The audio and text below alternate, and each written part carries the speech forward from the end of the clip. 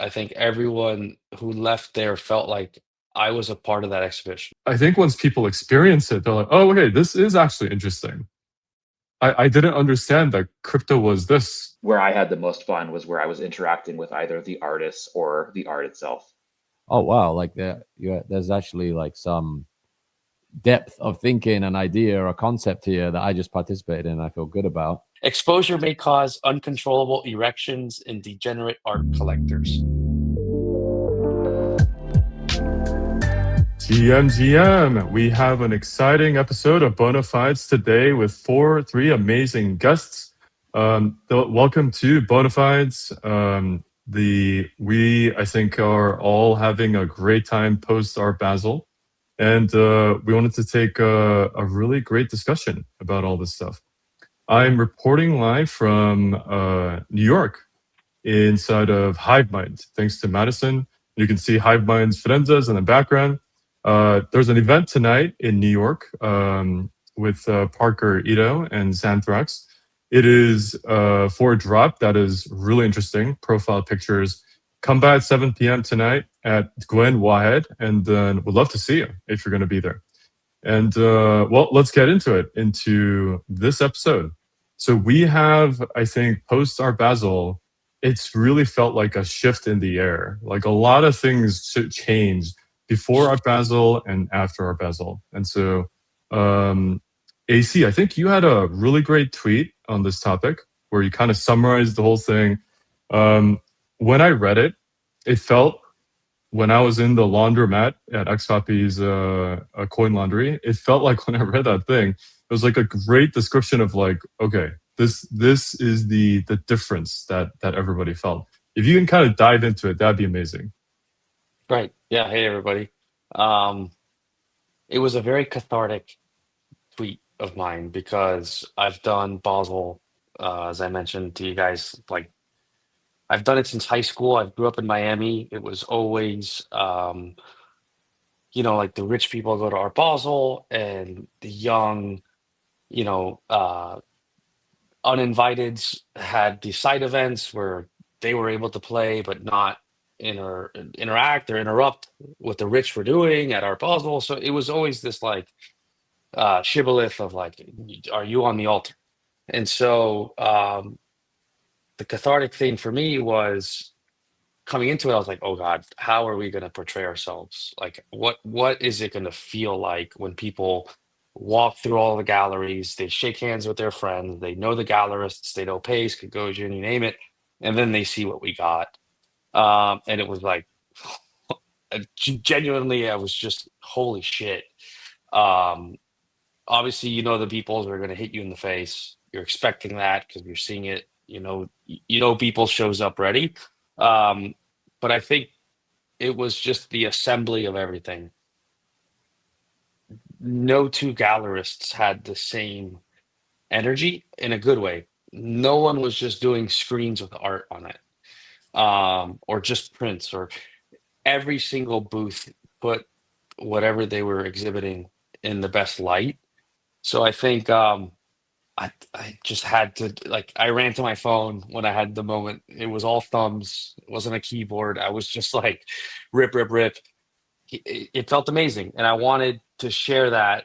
I knew a lot of people weren't able to make it, and I had a lot of people just like, sorry, I'm not going this year. It wasn't to deliver FOMO. It was simply to be like, hey, if you were curious, like, to me, we passed a 10 out of 10 grade. And so, yeah, that was, I think, that tweet was just to be like, we did it, guys. You did it. It felt good to share that. Yeah, that was a great tweet. I think, do you remember AC in 2021 when we went to, I think you were part of organizing that thing, where we were always in like a sideshow in the previous Art Basels, right? I remember going across, I mean, it was in Miami Beach, but that exhibit in 21 where there was a bunch of like art blocks pieces, and it was a great environment, but it was always on the side. And then this Art Basel, we were right at the center of the convention hall. I think that was an amazing kind of comparison. Right. I thought of it like a wedding when you get your table card and prior Art Basel week, Art my like people would even in the old back then people would be like, oh, you're not at Art Basel, you are at Context or Art Miami or a different. You're not at the grown up table. And so it's like a wedding where you're like, what table card do I have? Oh, I'm at the kids table. Every previous year felt some form of that. And then this year, thanks to Eli, Benny, Noah, you name it, you look at the card and you're like, oh, we're at like the groom and bride's table. Like we were center stage. We were the first invites, it felt like.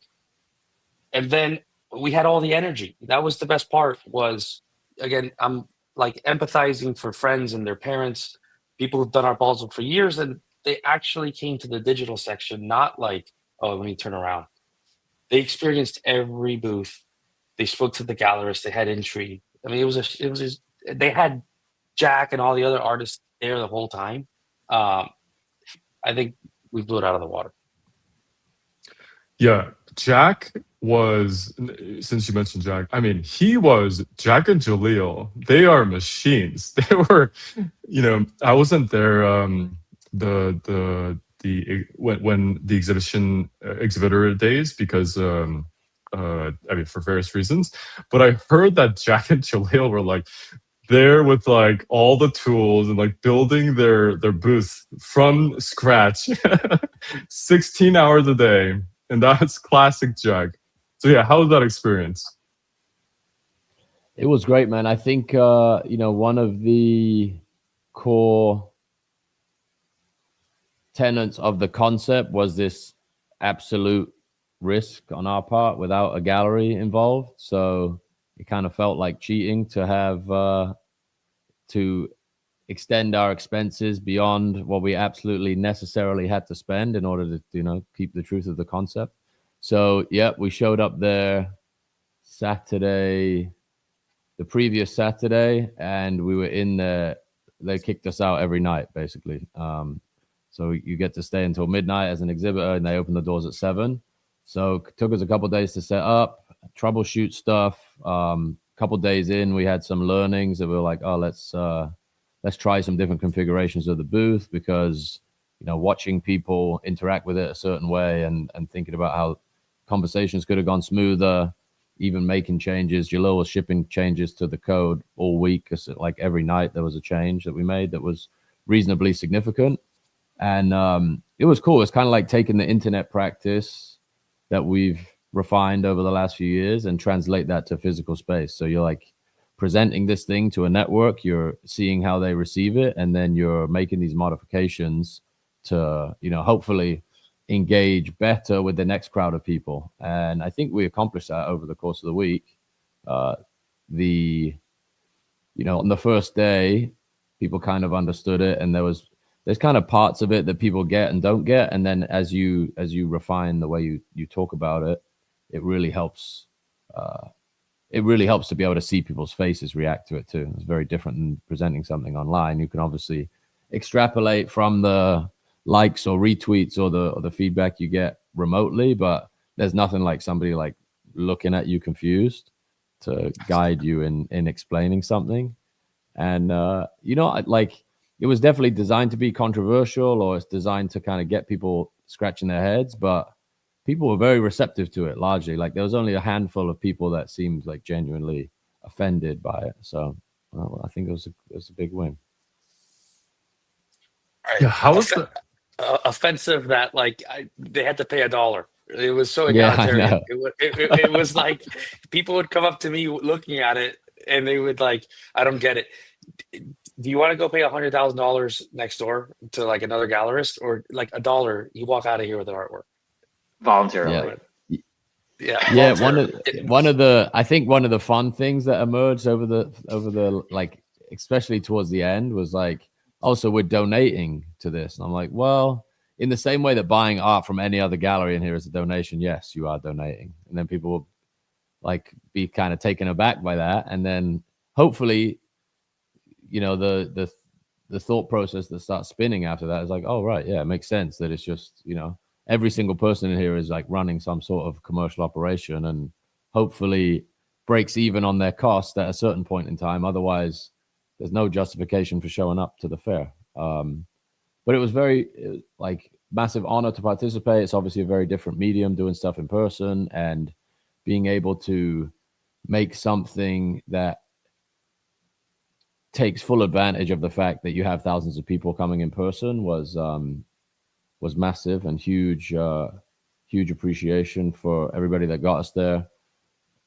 Eli, Benny, and Jalil's work all week getting this thing tightened up and making changes to it, and it's a great experience, man. Knackering, but incredible experience. Yeah, just to jump in on that, I think part of the controversy that I would expect to have heard is that with Jack's experience, he very much just threw it in people's face that this is how much it costs to be here, right? And the conference business is a very big business. I used to work in gaming, and I was telling Jack at the conference that a lot of these gaming companies would spend millions of dollars to have a booth. There used to be a conference called E3 in Los Angeles. Literally millions of dollars would be spent on these booths.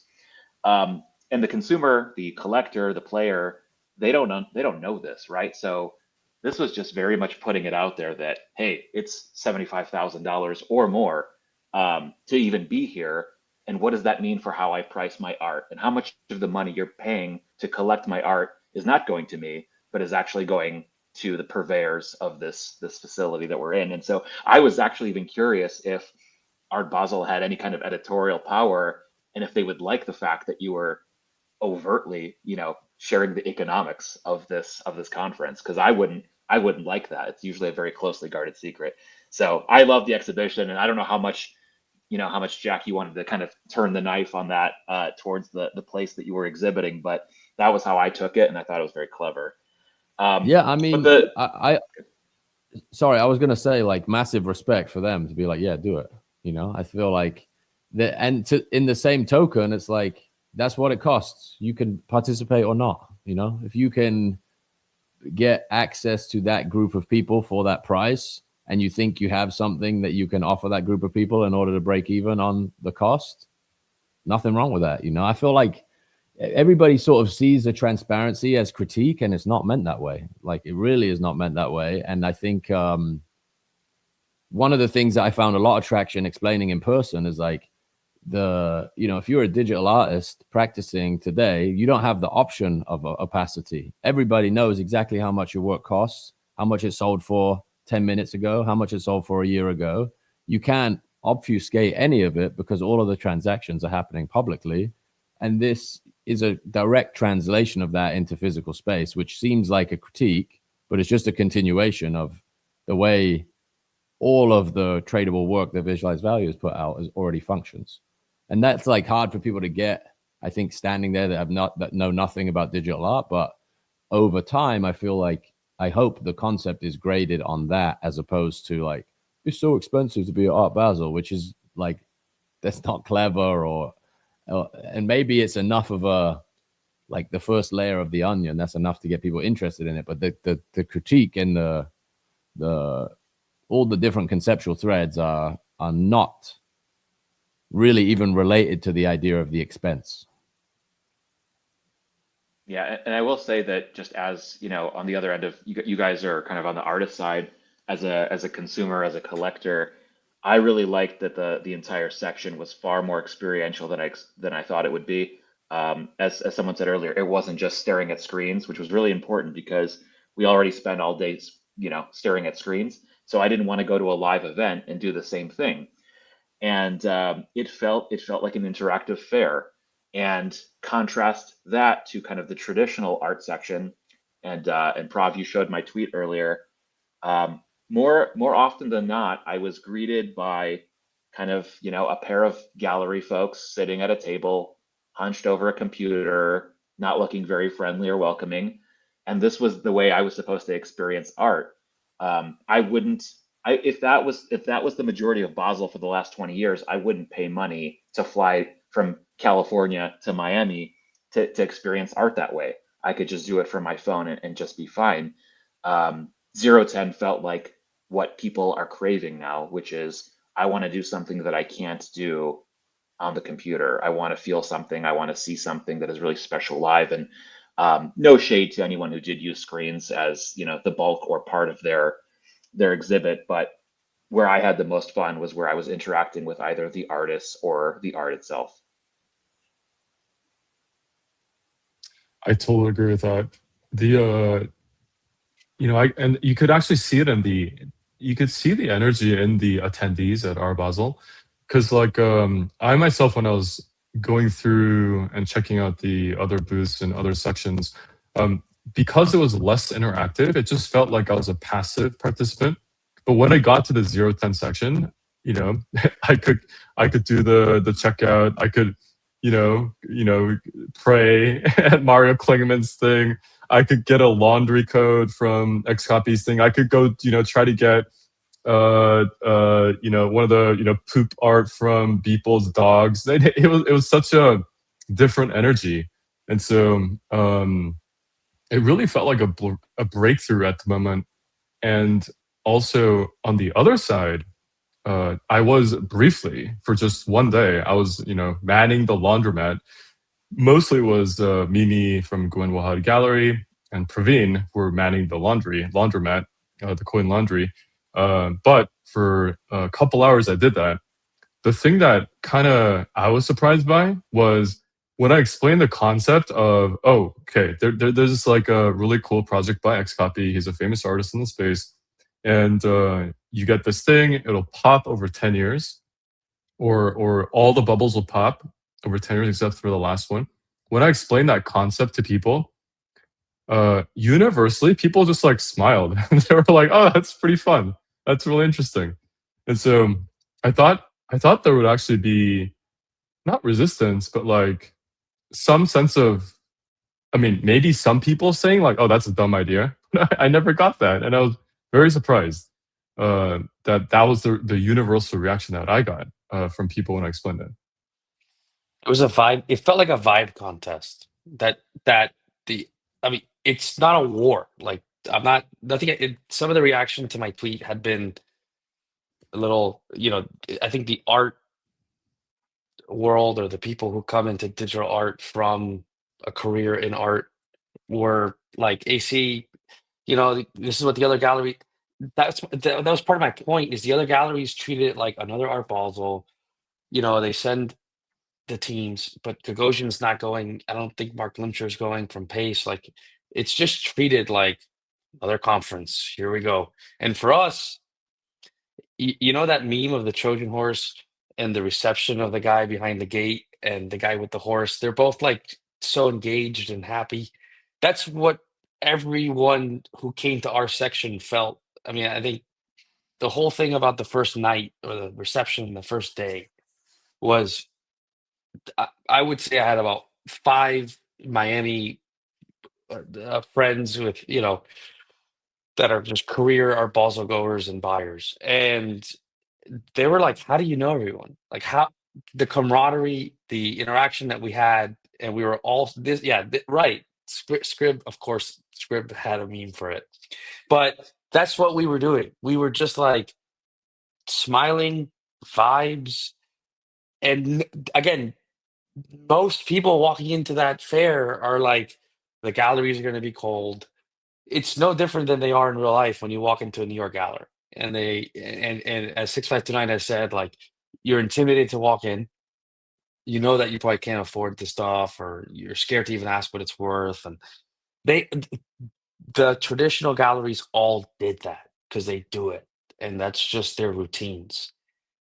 What mattered was we were absolutely on point with amazing vibes. All the friends that we've done Marfa with, and we've done New York, or we've done other Jack shows with, we were all so happy to just rekindle. And like, hey, do you know Dimitri Cherniak? Let me show you. These are ringers. I gave like a million tours all week because it was just fun. I didn't feel like it was work. And so anyhow, I think to the people, I had a couple people in DMs that were like, "Yo, chill. I know more about art than you do." And I was like, "Okay, I could tell you about vibes. I could feel this." And I don't know what else to tell you, but like, your friends from the traditional galleries, and not to pick on Pace. Pace put Terrell behind Jack and Ixchel's works. I mean, it was an endorsement. You know what it is that people who are used to sticking their nose up to our space are then excited to see Terrell and be like, "What's Terrell doing here?" Yeah, I mean, you know, it was decided to put him here, and you could, overlook everyone else exhibiting in this section, but that's James Terrell. And so it just again, and when you see a James Terrell piece, how do you feel? You feel great. You feel like you were in the heavens, and that's his intent, right? And so anyhow, we had that vibe the whole week. Kudos to Jack, Eggshells, Beeple. Like those are the three artists that stood out to me as like every day. They were there every day, beginning to end, interacting with attendees. That never happens. No one is putting Jonas Wood. They're hiding him, and they're like, you have if you want to buy Jonas Wood, you got to go through me. You can't talk to him, right? And you're gonna spend $1.5 million on a Wood. I love him, but anyhow, I think that was our win, was passing the vibe check and showcasing how I think just the trad world, they didn't get the memo that they were going to be on stage. And again, neutral ground. Like we all had Jack, you could explain, but like you probably had specs for the booth that you could and could not have things. It was particular size. I know conferences as well. They're like, this is the amount of amps your booth could get. This is, you're gonna get these 4 walls or more, whatever you're paying for. So it wasn't like, oh, the digital section just had so much more that they could have done. No, we used the same spec sheets that every other gallerist had, and we just brought it. And is that unfair to the traditional world for doing autopilot and doing what they do every year? No, it was just unfortunate they hit a buzzsaw, which was everyone who showed up motivated to just like bring their best. Done. That's really how I felt. Totally. And then the one thing also that I realized at our Basel was it it it re-emphasized like how much of thanks to Eli just mentioned Pace loved it. That was amazing. And again, call out to Eli and Benny and Noah, and I mean just helping all of us make it happen. It's amazing. And but the thing I just wanted to mention was NFTs it was a reiteration of NFTs are hyper designed to actually go mainstream. As in, for example, the way that checkout worked, the way that Coin Laundry worked, the way that those two I think in particular, it was designed for mass scale, right? Like it was designed for every person could participate. That is usually not how most art experiments go. It's usually you try to constrain the supply, right? So that you can make the price go high. I mean, that's not intentionally all it does, but with NFTs, everybody can participate. We had what is it, 2.25 million? I forget the exact number of bubbles minted, and that was spanning hundreds of thousands of people. And so that's such a great comparison to 2.4 million plus. That's such a great comparison to other participatory art experiments which are not designed to go mass scale. I know we've been through like a brutal winter with NFTs, and people still like question whether NFTs are the right thing or not. But it's never been a question for me. And I think at Art Basel it was a great showing of like what it could do as a participatory thing. Jack, would love to. I know you have a lot of thoughts on this kind of stuff, so I bet you have a great monologue on it. You're muted, by the way. Sorry, yeah, I think even if you take the acronym out of it or the technology layer out of it, the thing that a lot of people experienced at in that section is like the vast majority of people, I would imagine, attending Basel are not expecting to go home with a piece of artwork, right? So you go as a way to see the hundreds of pieces of work by artists that are either exhibited around all these different places in the world, or are showing new work exclusively at these fairs. And you go expecting to be a viewer, not a participant, not a collector. And I don't even think this is exclusive to technology, but it's way more, as you said, about the economics and the perception around this stuff. But I think the long term the long term bet that we're all making is that these networked objects in the aggregate can be more valuable than single pieces of work. Like if you think about bubbles as an artwork as opposed to 2.4 million pieces of an artwork, which I wouldn't imagine anybody involved in that, including Xcopy, not to speak on behalf of anyone, but the idea that the system is the artwork as opposed to the token within the system being the artwork is a big and different narrative to what people expect. And the network effect happening in real time is very interesting. Like the thing that you see happen with a digital collection, like let's say something mints on day one, there's thousands of pieces, and then over the coming days people introduce other people to that idea, or they show like, here's the thing I got, what did you get? The fact that this thing has surface area creates way more interesting conversations in person too, where we would experience this. AC very generously would bring people back to the booth day after day, and you'd have the same thing happen with people that didn't understand, or to begin with had no idea what they were participating in, but they would say, oh, I was here yesterday and you got to get one of these things, you got to speak to these guys about how this thing works. And it's kind of analogous to the network building that happens on the internet, where that can only happen if there's more than one object for people to own. Like buying a painting from a gallery does not expose you to the network in the same way as like buying $1 artwork from a time boxed edition does. And the interactions you have around that can be way richer potentially.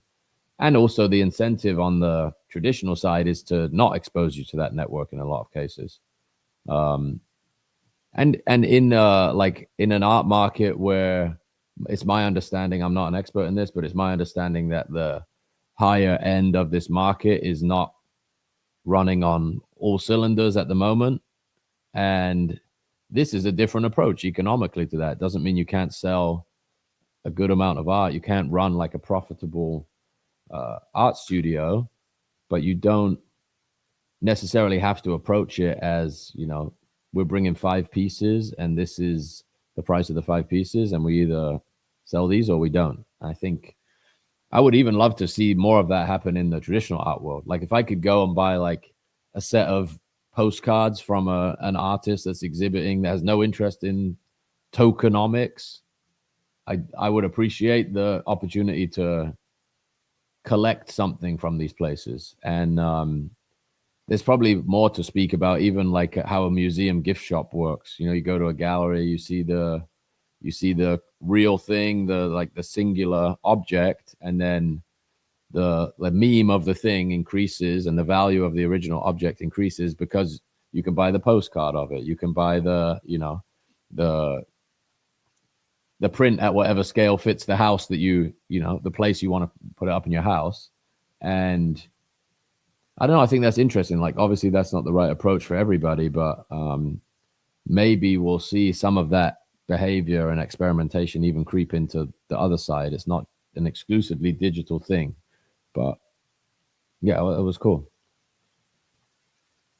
I do think there's something special about leaving people with an object. It doesn't matter if it's a digital object or not, but similar to how people go to a concert or a festival, some kind of a live event, they come back with something, right? It's a poster, it's a lanyard, it's a receipt with 100 items on it. But that's a memory that you can look back on in the future to say you were there and you think about what you saw. And I don't think that's something that is isn't frou-frou enough for the traditional folks to do as well. It's okay to just give your visitors something, right? 99.9% of the people who walk through any Art Basel booth are not going to be the ones who are the customer. They just want to experience art. And I think that giving that object to someone who's 15 today could turn into that person buying that $150,000 piece of art when they're 40. And so I'd love to see learnings on both ends, right? There's probably some takeaways and lessons that everybody in the 0-10 area could take from kind of the traditional side. And I think, vice versa, hopefully they didn't scoff at what they saw in 0-10, but rather they it piqued their interest, and maybe they'll change up how they want to format their experience next year. Yeah, totally. And it is actually quite interesting that as a holder of bubbles, like I am part of a network of a ton of, I mean, a bunch of it were all the online natives who minted it, but still a ton of normies.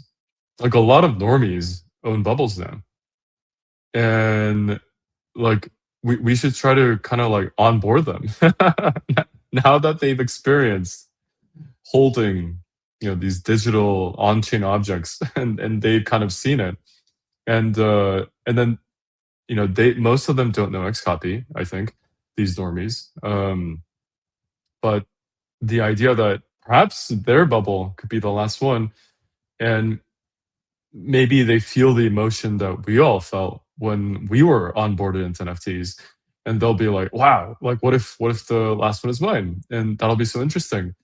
And yeah, we should definitely try to figure out as an entire space like how to onboard all these normies that have bubbles and have soulbound tokens from Jack, and also the bizarre dogs from people Yeah. that Oop. everybody right, that was probably the at a surface level, it was the most kind of shocking thing to see, right? the entirety of the conventional, and it was, I think, justifiably got so much attention because it was such a bizarre classic Beeple, and all, I think Beeple is so great at just the kind of like bimodal reaction that he generates from people. It's always like, this is so bizarre, I love it, or it's like, this is way too bizarre and I hate it. and this was great. I think uh I'm actually uh looking at the to just like one of the topics I enjoyed telling people, like People Studios. Scott, who's a good friend of mine, worked at Boeing, is the brother of the artist. Like, talk about alignment and just and they thought about everything. And Scott was kind enough to show me behind the scenes, and they had all the dogs that were on standby pool, essentially, in case they had, they're talking about how they like in a few weeks they were able to code. I'm in aviation, if you're familiar, Han and others, and we don't have real time tracking on like $10 million engines. The way that Beeple was tracking the heat of the servos, which were moving the dogs around, and then would go and replace them as they hit certain critical points. And so the thought, right? So here's like the dog poop was given out in these bags. The amount of complexity and the layering they had. Okay, so the excrement sample contains 1 unit of physical art collection site, Miami Art Basel 2025. Specimen type, like just like you give a sample of urine to a doctor. Long form generative art. Warning: this package contains a physical embodiment of digital art known to be disgusting to most patrons of the arts. Exposure may cause uncontrollable erections in degenerate art collectors. I mean, it's just like, it was so fun. I had Christoph Bakargiev. She is art royalty. I mean, for those who know her, she's amazing. She put the FTX Beeple at the Castello di Rivoli when she was a director there. And she's like, I have 10 minutes, AC, so please show me everything. I showed her everything I could. She called the driver to like wait an extra 30 minutes. I mean, she wanted to participate in every part. She read every placard. She was so excited to check out. She is in a video with people actually on all fours in the middle of the dog pen. So here, like again, I do sometimes think, how can the haters, like, how can we disarm haters? It's just I don't care about haters as much as I care about um, not giving surface area of attack. And the art world's like royal curator is in people's dog pen on all fours. So anyhow, I think it was very disarming. It made everyone Jack, one thing I appreciate as you were just explaining it is like, and you could talk about it. There she is. There's my girl. I mean, she's having a blast. She's having genuine capital F fun around capital N new art mechanics. Like it's just this was such a juxtaposition to the rest of the fair. So, Jack, on you, one thing I'm sitting here appreciate, people are like checking out. You're making sales, right? Like I am a business owner. I love making sales, and you're just like 2,100 receipts. I think was the metric on physical purchases at the fair. Like you're just watching, even if it's a buck, you're just like, you have to be feeling great inside. Not necessarily as like, oh, my art is being validated. Even better, you're just like, I don't know. It has to be the best feeling. Tell me about it. Yeah. I mean, I've been on that for years and years. Even though, like, make your first dollar on the internet. That was something I wrote maybe 2019. It's like the most unbelievable light bulb moment. It's like, oh, you can, the infrastructure that exists for you to make things and sell them, and the amount of permission required between you and that thing is essentially zero at this point. And all that stuff, we like bought the Stripe terminals, all the software is written custom. Jalil integrated all these like different payment mechanisms. We had online orders coming in, which is a really, really cool thing. I think maybe one of my favorite memories from the whole experience is like the fair shuts down 7 o'clock. We're in there cleaning up, talking about what we're going to do the next day, sitting there eating, and the printer is just printing out these online orders.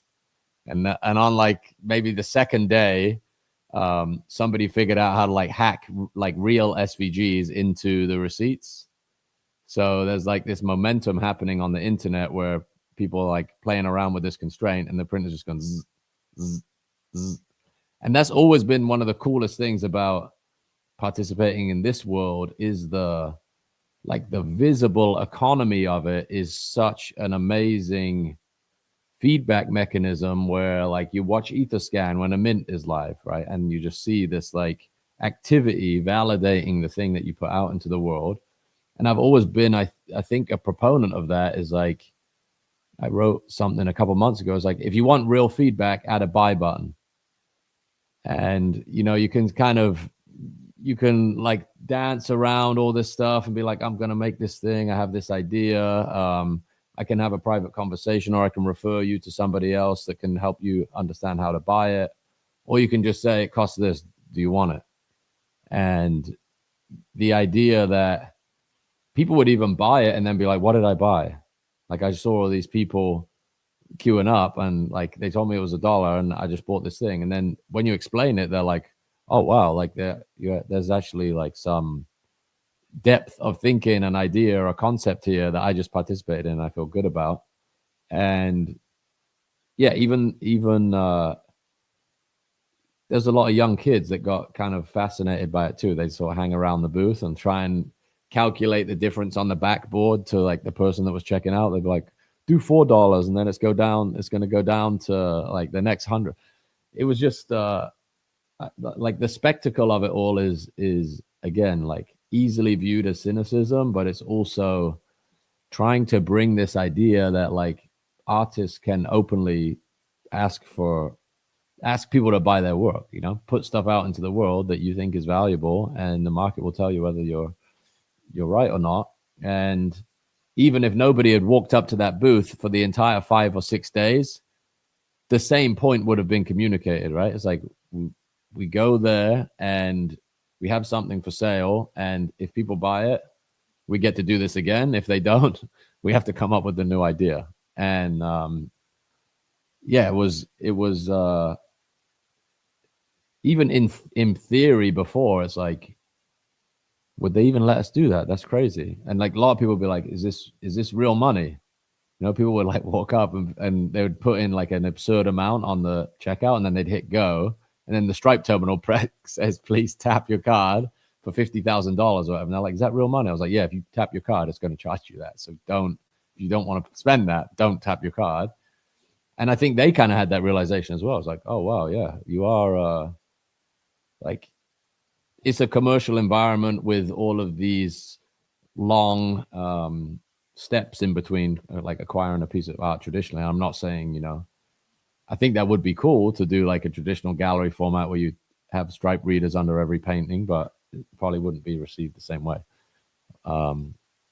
Yeah, maybe we'll see more behavior like trending towards that too, where you celebrate the commerce of it, because that's what, you know, that's what keeps people making art. If you can sell it, you can keep doing it.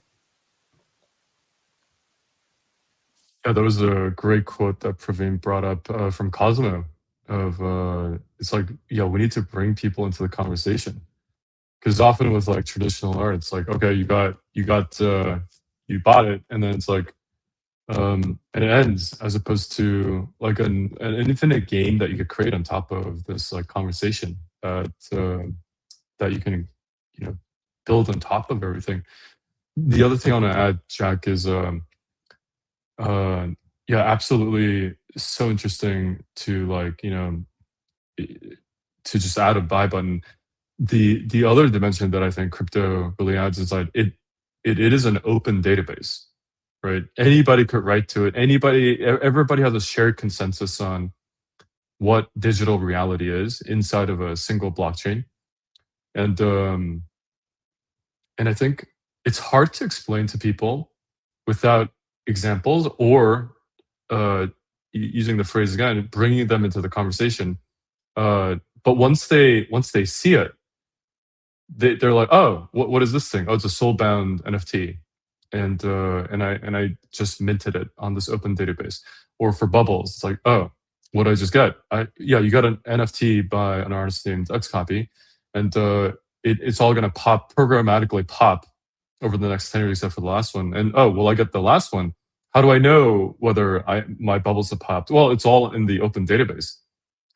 And I think once people experience it, they're like, oh, okay, this is actually interesting. I didn't understand that crypto was this.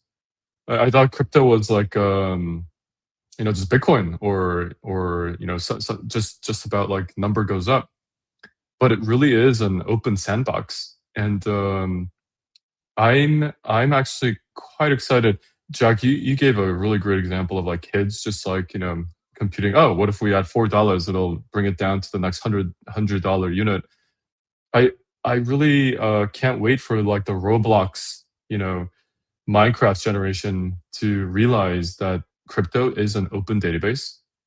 It truly is like an open sandbox that is not owned by anyone, and anybody could build in it, and anybody could build on top of what others have built, and it's all permissionless. Like, I can't wait until that generation realizes this, and it's gonna be exciting.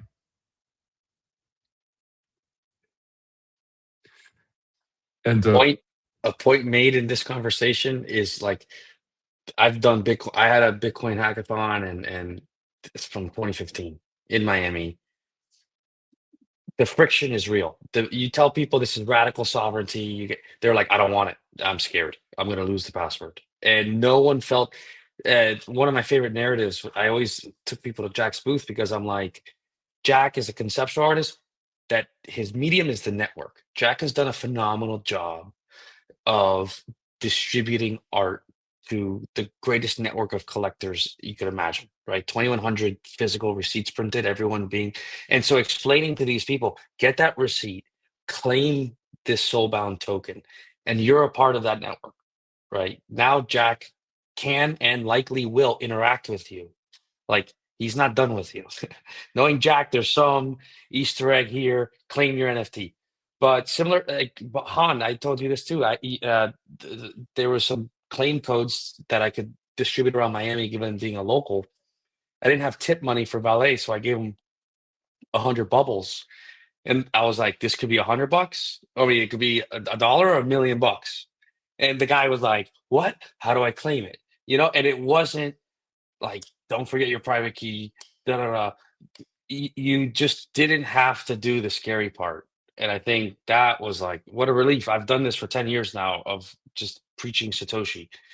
And this was the first interaction I had with normies where they were like, not only interested, but they weren't uh, gated out with technical kind of limitation. I think that's just, well, talk about permissionless, like the ontology of crypto in the first place and what we wanted to build. This was just like every booth. A friend of mine bought one of the Tylers, an in real life friend from Miami. He put it on his Amex, 42 grand, bang, right? And Verse is very adept at onboarding traditional buyers, and they had a perfect terminal for him to just check out. And they delivered, the physical to his house, and he feels like this guy, ex Citadel trader, who's, you know, for years been like, I'm not gonna fuck with crypto. I just rather trade stocks. And now he's like, I got an NFT. And I think there's a very powerful talk to Trojan horse again. Um, but we did it. I think everyone who left there felt like I was a part of that exhibition. I didn't just walk into the gallery and get shoot out for looking poor. I was genuine. I did a prayer. I checked out. I got a Beeple poop. Um, just again, all around, it was like no friction. Done. Yeah, I think the friction and the lack thereof was a key part of it. I bought a number 10 from Noise, the Tyler collection, and I was gonna buy it in USDC, but then there was a credit card, so I was like, oh, I'll just buy it, and it was like super smooth. So, and then I think, I mean, same thing for Jack, right? It was like, oh, just like bring up your iPhone and then scan it. And then for Xcopy, it was like, oh, just get the clean code, go to the website, and then it'll spin up a custodial wallet. And then for Beeple, it was um, if you're lucky enough to get the poop, you can claim it online later. And so I think I think we learned over the past couple of years, like what are the points of friction that we need to get rid of, and I think we're getting there. It's we learned all these lessons, and and also the physicality of a lot of the things. Whether it's the Tyler Hobbs physicals that you could see, whether it was a giant, the Kim Assendorf screen, which was it towered over everybody else, right? And how big it was, or the Kleins, the Larva Labs art blocks collection. You could see every single Klein in front of you, as they had printed every single one of them. And of course, never mind the big star of the entire hall, which was the walking dogs.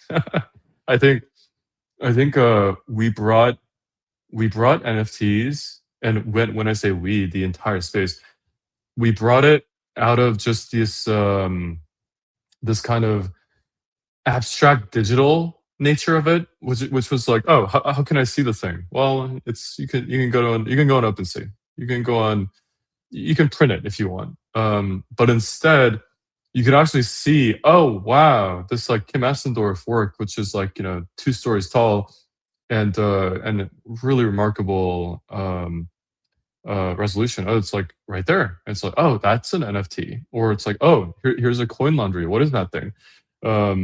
It's like, oh, here's a code, and this will give it to you, and it's an experience of a laundromat. Okay, that's pretty fun. It really brought physicality to NFTs to, I think, a wide audience. So The eggshells. oh, There was like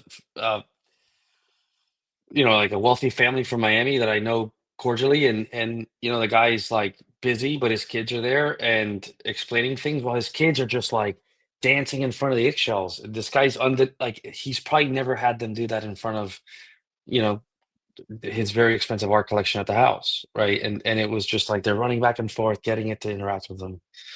Yeah, what I explained it was like what used to just be on the internet, which is fine because the internet is everything.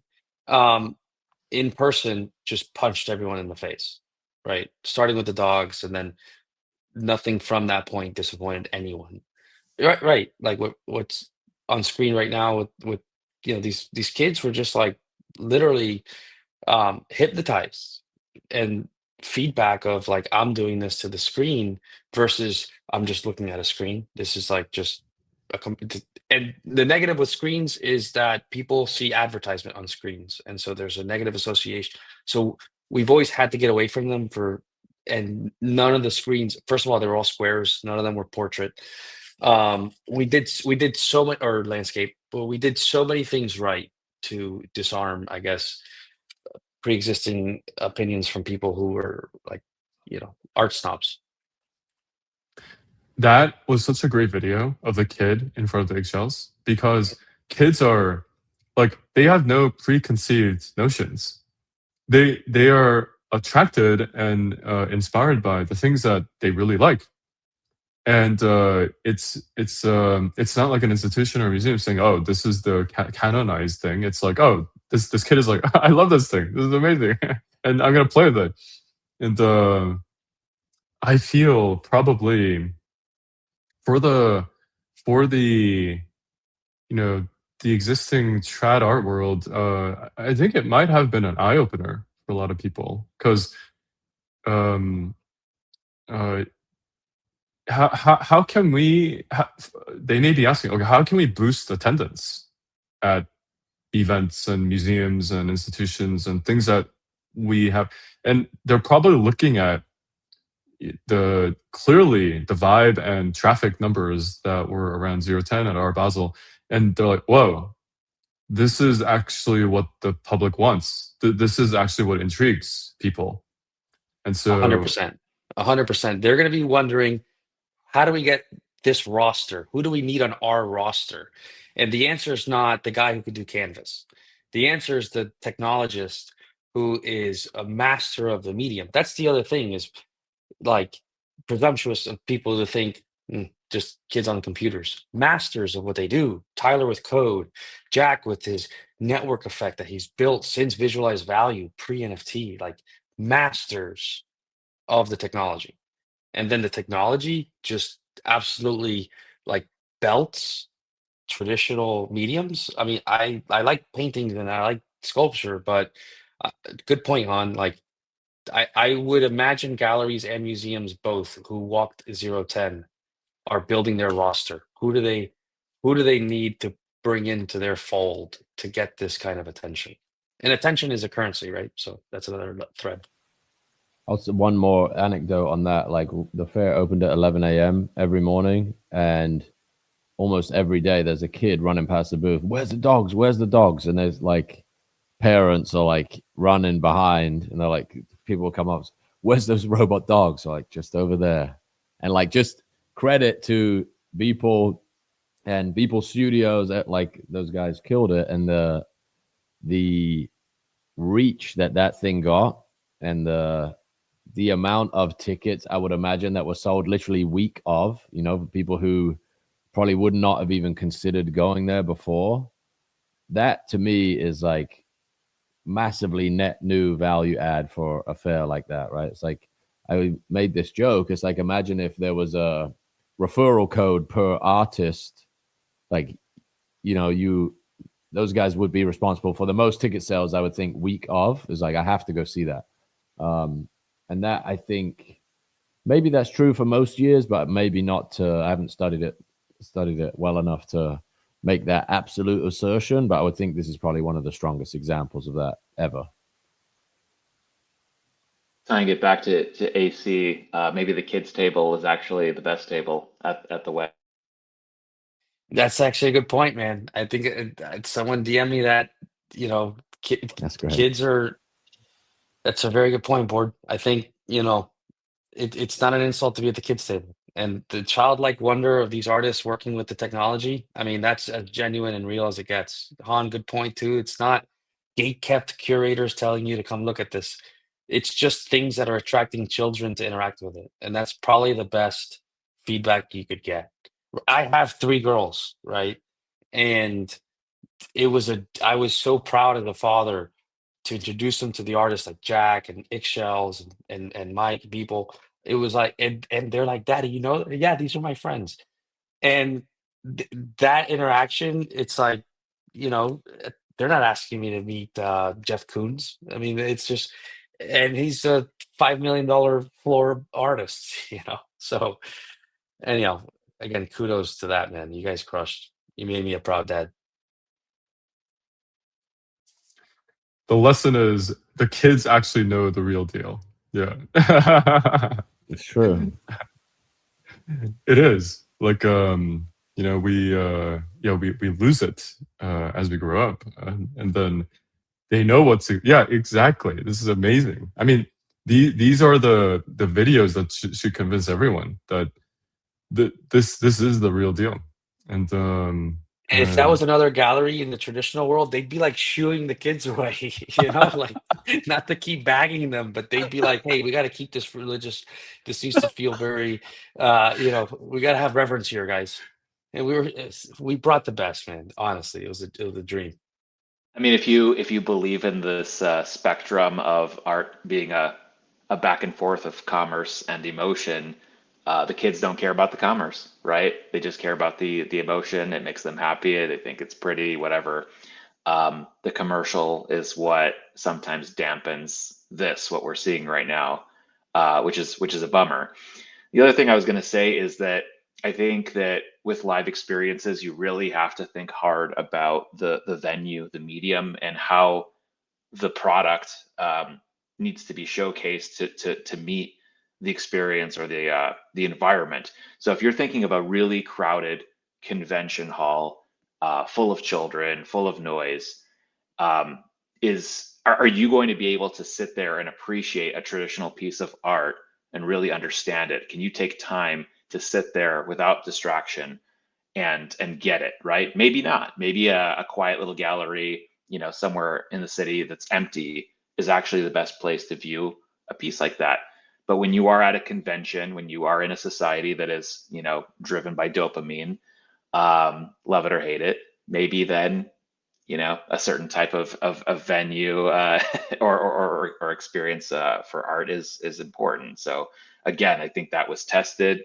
I think people are going to come back next year with some lessons learned. I would think AC will be there, I'm sure, to report on who changed their strategy and who didn't. And hopefully we'll be coming back to a slightly larger version of what we saw at 010 this year.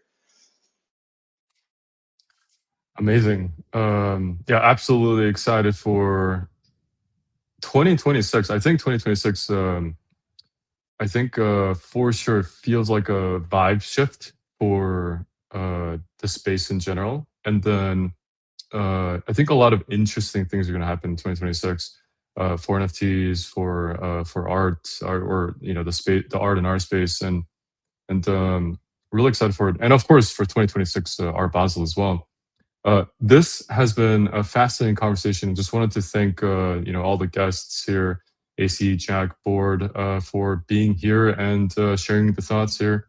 For the people who couldn't make make to Art Basel 2025, it really was different, and I was glad. It was a last minute trip that I arranged for myself, but I was really glad that I witnessed it, and I think it was an important one.